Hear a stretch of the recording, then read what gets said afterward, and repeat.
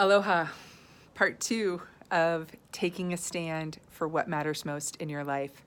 I didn't realize that the video would cut off when a call came in because I'm still getting used to doing videos on my phone. Previously, I've always done them on my computer, but I got this handy tripod and I'm taking it with me now.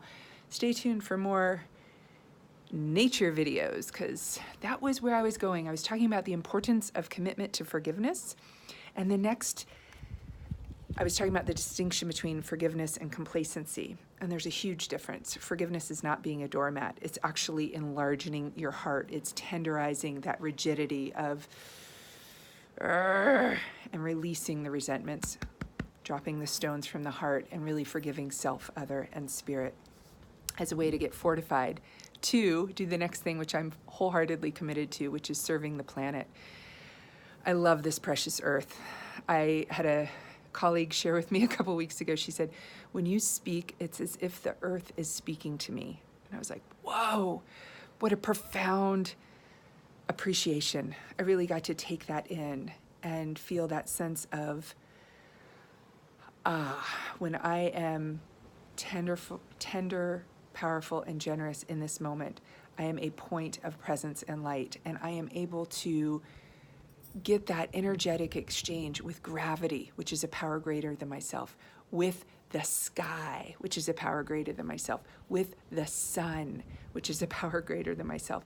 I feel this energetic connection and attunement and alignment, and then I feel my reservoirs just fill up and I can give so much more. And so serving the planet is a lifelong commitment. I've had this one the longest of any of them, longer than my 25-year sobriety, longer than 30 years of contemplative practice, longer than a 17+ year committed marriage. Just that commitment to getting outside.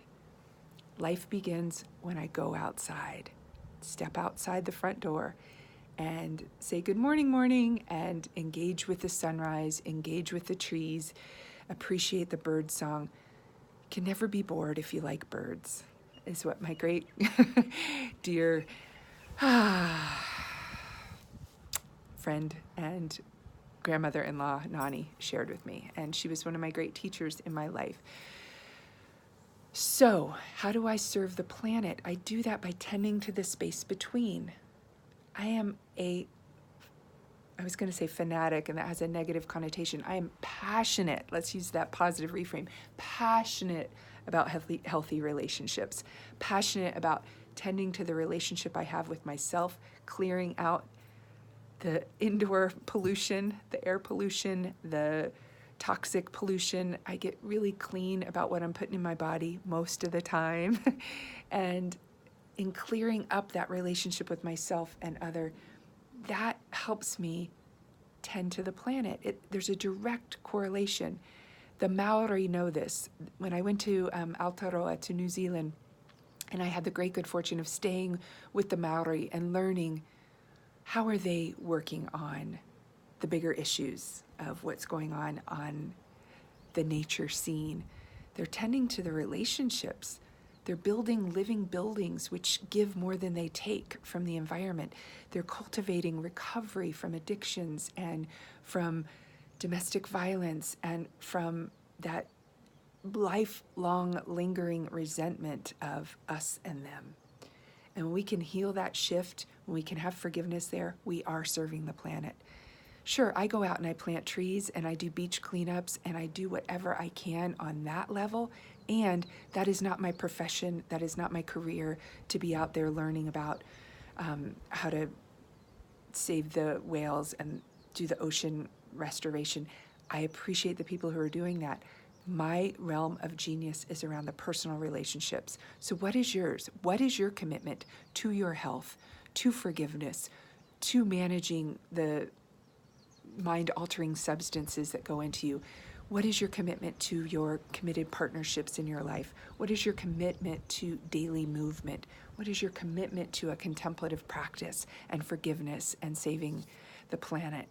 If any of these things resonate with you, reach out to me. I'm here for you. I'm here as a guide.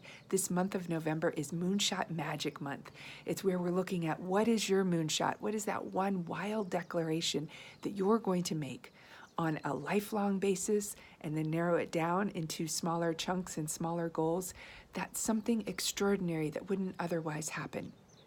I'm here to support you in this journey. We need social pioneers. We need people who are willing to be extraordinary warriors of self-care, who are passionate about relationships, who are willing to heal that up, and who are willing to take a stand for what matters most. My stand is around aloha. That sense of compassion, that sense of love, that sense of grace, that sense of kindness, that sense of mercy. And here we have a movement, an organic movement, an indigenous movement, a movement of Kapu Aloha. Kapu is the sacredness to sanctify that sense of bringing our best self forth. There's powerful shifts going on Mauna Kea. There are powerful, peaceful protests and protectors of the land. And there are those of us who are down here on the ground running, doing the work of preserving healthy relationships between parent and child, stopping the multi-generational transmission of addiction and abuse and self-centeredness, so that we can basically get over ourselves and get out there and be a force for good. I'm going to change that. I've said that for a long time, and I realize that force has a lower vibration. That's where I used to operate from. And there's a conscious realignment happening when I stop and catch myself and remember power. That's the energetic vibration that matters most. It's not force. We force something, there's exertion. Look at my fist, there's a tightness. There's a pushing my agenda. No.